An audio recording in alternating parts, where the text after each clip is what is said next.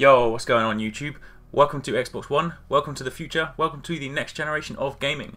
So, I figure the best way to kick off Xbox One coverage would be to start off with the brand new dashboard. It's obviously changed quite a bit since the Xbox 360 dashboard, very Windows 8 inspired, so I thought I might as well jump in, show you what it's all about. So, starting off, if you look in front of you, the big kind of central tile, the massive one, that is where your most recent, whatever you've kind of minimized, so to speak, whatever kind of app or game you were running at the time, if you then went back to the dashboard, that appears there, and then the second you click on it, it then resumes. So you can see I was playing Killer Instinct, for example. The second I click on it, it jumps straight back into where I was. I was pausing the menu, and then jump back out. And it's as simple as that. Then the three tiles below show the three most recent things you've been playing. So you can see, for example, I was in the settings, I was also in upload, and I was also playing Forza 5. So those three are there. They update all the time, depending on whatever you play most recently.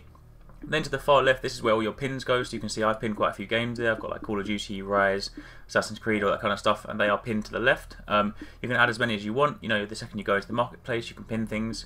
You can pin games, music, movies, all that kind of stuff. Then obviously as you go to the right, you've got your feature slots, so it can kind of feature movies, feature games, feature apps, different things like that. And then you have the obviously the marketplace section that's got like games, movies and music. So if we jump into the game section, you'll see right up you can see everything everything that's on offer. So FIFA, Forza, Dead Rising, all the games that are there. And obviously once you click on one, you can jump into it, and if you haven't got it, then you can purchase it. If you have it, you can play from here. You can obviously see, for example, on Killer Instinct right there, I've got the option to unpin because I've already got it pinned. But if you hadn't pinned it, then you can press pin there. Then you slide across and it'll show you like add-ons, it'll show you achievements that you've got, it'll show you other screenshots for the game, and it'll show you recommended titles, the usual kind of marketplace experience. And then obviously, if you go, let me jump over to, say, what am I looking for? Kinect Sports Rivals, for example. They've got their pre-season demo app, so if you haven't played that, then check it out, because that's free. But for example, if I click pin there, and then I jump out of the game section, and then scroll over to the left, you'll see that the Kinect Sports Rivals pin has now appeared in the top right. So yeah, that's how you can update pins.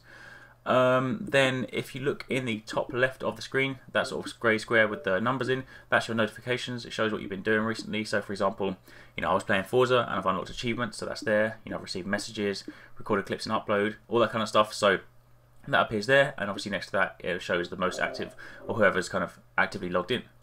Then if you jump over to the sort of central panel again, the games and apps, this is where obviously all your stuff is stored. So any games you've installed, you can see here. So you can see again, I've got Killer Instinct and Forza, but you can also get to things like settings, achievements, friends from here. Jumping into the achievements tab, if you look here, achievements are really cool now. They've got like these nice sort of full screen graphics. So jumping into Forza, for example, I've unlocked a few achievements from the start of the game.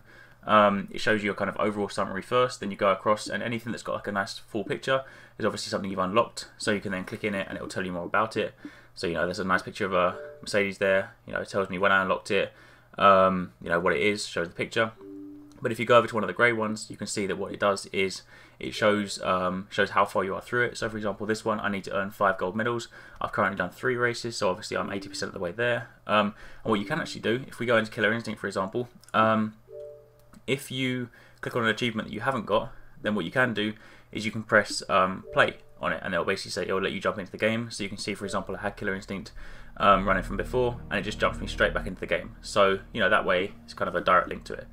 Then if you look at the top right, there's the snap option. Now you can open this in 2 ways. You can either manually do it like I did there, or you can go Xbox snap, and then you can say whatever you want to snap. So for example, in this case, if I've got Killer Instinct here and I want to do some recording, I could go Xbox snap game DVR, and it would bring this up and bring me to this menu. But you can do it all manually if you don't want to use Kinect. So for the purpose of this, I'm going to just sort of jump in and go start recording, just to show you quickly how it works.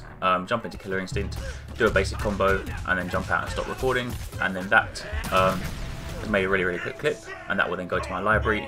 You can see the sort of toast at the bottom pops up and says game clip recorded, so you can see that is that's that. But obviously if I jump back, you can snap other things. So Internet Explorer is another example. Interestingly enough, if you are running this for the first time, you need to open Internet Explorer in full screen mode for the first time just to set it up, and then once you're done, then you can go on to snap it anytime you want. That's what it actually says on the side for you. But yeah, so that's kind of basic snapping stuff. And obviously if you want to then close it, you can either manually do it again the same way with the unsnap button, or you can go Xbox unsnap. Then if you move over to the left, the kind of long 3-panel high sort of square, that is the friends or the kind of friends/profile tab. This is where you can go to see your activity feed. Right from the side, you can see your own profile, but the first thing that you see when you open it is your feed. So anyone that's in your friends list that's been doing stuff, unlocking achievements and stuff, then obviously it'll show up there. If people have recorded clips, it will show up there. If people have played games, basically everything that your friends do comes up here in your activity feed, which is really cool.